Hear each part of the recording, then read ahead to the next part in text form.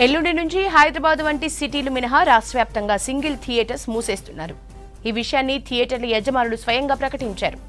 సాధారణంగా ఎండాకాలంలో చిన్న పెద్ద సినిమాలు రిలీజ్ అవుతూ ఉంటాయి. అయితే ఈ ఏడాది అలాంటి పరిస్థితి లేదు. దీంతో 10 రోజులు సింగిల్ స్క్రీన్ థియేటర్స్ మూసేస్తున్నారు. డీటెయిల్స్ లక్ష్మి అందిస్తారు. లక్ష్మి, సింగిల్ థియేటర్ల బంద్ పై ఎట్లా ఉన్నాయి డీటెయిల్స్? రైట్ యశోద, ఆల్రెడీ సమ్మర్లో అయితే మాత్రం పెద్ద సినిమాలు ఏవి కూడా పెద్దగా రిలీజ్ అవ్వలేదు. ఫ్యామిలీ మ్యాన్ తప్ప మిగతా సినిమాలన్నీ కూడా చిన్న చితక సినిమాలే రావడం జరిగింది. ఇప్పుడు రాబోయే రోజుల్లో కూడా అంటే లాస్ట్ ఫ్రైడే కూడా చిన్న చిన్న సినిమాలే రావడం జరిగింది.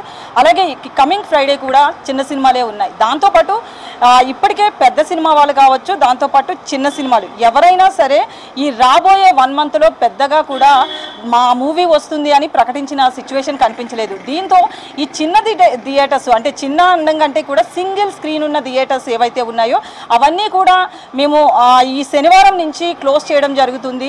మళ్ళీ ఎప్పుడు ప్రకటిస్తాము అనేది అఫీషియల్గా ప్రకటించాల్సి ఉంది అని కూడా క్లారిటీ ఇవ్వడం జరిగింది. ప్రస్తుతానికి మనకొస్తున్న సమాచారం మేరకు అయితే మాత్రం ఈ నెల 17 నుంచి రానున్న 10 రోజులు కూడా సింగిల్ స్క్రీన్ థియేటర్స్ ఏవైతే ఉంటాయో అవేవి కూడా పనిచేయవు, అన్నీ కూడా మూసివేత ఉంటుంది అని చెప్పి అఫీషియల్గా ప్రకటించినప్పటికీ కూడా ఎగ్జిబిటర్స్ అలాగే డిస్ట్రిబ్యూటర్స్ వీళ్ళు మనకి మీడియాకు మాత్రం సమాచారం ఇవ్వడం మొత్తంగా జరిగింది. మరి కాసేపట్లో అఫీషియల్గా ప్రకటన కూడా రావాల్సి ఉంది. మరి కాసేపట్లో ఇస్తామని కూడా ఎగ్జిబిటర్ డిస్ట్రిబ్యూటర్స్తో మాట్లాడితే వాళ్ళు చెప్పడం జరిగింది.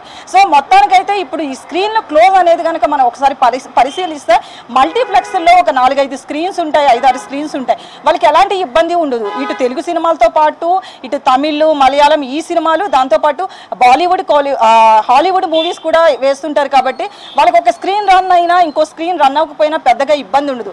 కానీ సింగిల్ స్క్రీన్ థియేటర్స్ ఎలా ఉంటాయంటే ఎవరు వచ్చినా సరే వన్స్ ఓపెన్ పెట్టారు అంటే 10 టికెట్లు అమ్ముడుపోయినా కానీ ఖచ్చితంగా ఆ 10 మంది కోసం మాత్రం థియేటర్స్ ఓపెన్ చేసి ఉండాలి. సో అక్కడ పనిచేసే ఎవరైతే వర్కర్స్ ఉంటారో వాళ్ళకి జీతాలు ఇవ్వాలి.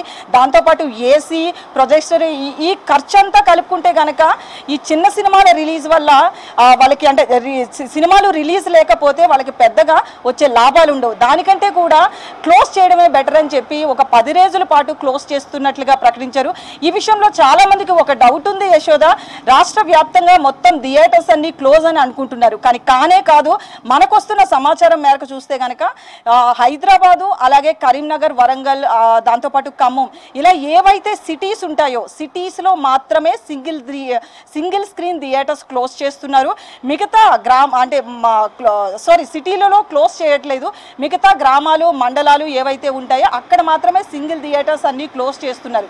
సో తెలంగాణ వ్యాప్తంగా సిటీలలో వరంగల్, కరీంనగర్, హైదరాబాద్ ఈ సిటీల అన్నిటిలో కూడా సింగిల్ థియేటర్స్ ఏవైతే ఉన్నాయో అవి యథాతథంగా పనిచేస్తాయి.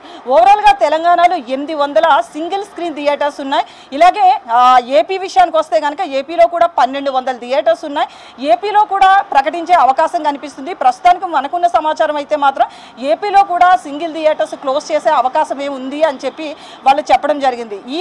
ఈ విషయంలో అయితే మాత్రం నిర్మాతల మండలి మాత్రం ఇప్పటి వరకు నిర్మాతల మండలికి అలాగే ఎగ్జిబిటర్స్, డిస్ట్రిబ్యూటర్స్కి ఎలాంటి మీటింగ్ జరగలేదు.